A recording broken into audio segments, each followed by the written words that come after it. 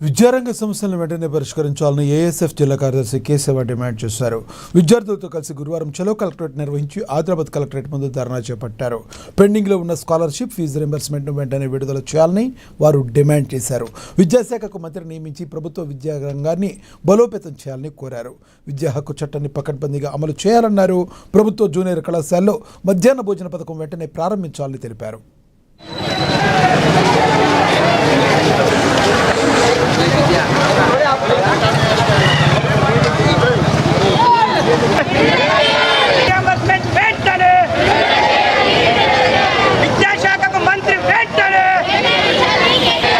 పెండింగ్లో ఉన్న scholarship fee reimbursement వెంటనే విడుదల చేయాలి. అదేవిధంగా విద్యా హక్కు చట్టం 2009 ప్రకారంగా ప్రైవేట్ కార్పొరేట్ విద్యా సంస్థలలో 25% పేద విద్యార్థులకు ఉచిత విద్య అందించాలి. అదేవిధంగా ప్రభుత్వ జూనియర్ కళాశాలలో మధ్యాహ్న భోజనం పథకం వెంటనే ప్రారంభించాలి.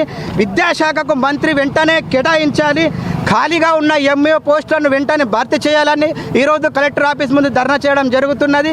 ఈ వెంటనే ఈ డిమాండ్స్ అమలు చేయకపోతే సీఎం రేవంత్ రెడ్డి ఇల్లు ముట్టడిస్తామని ఈ సందర్భంగా తెలియజేస్తున్నాం. పెండింగ్లో ఉన్న స్కాలర్షిప్ ఫీజు రియంబర్స్మెంట్ వెంటనే విడుదల చేయాలి. అదే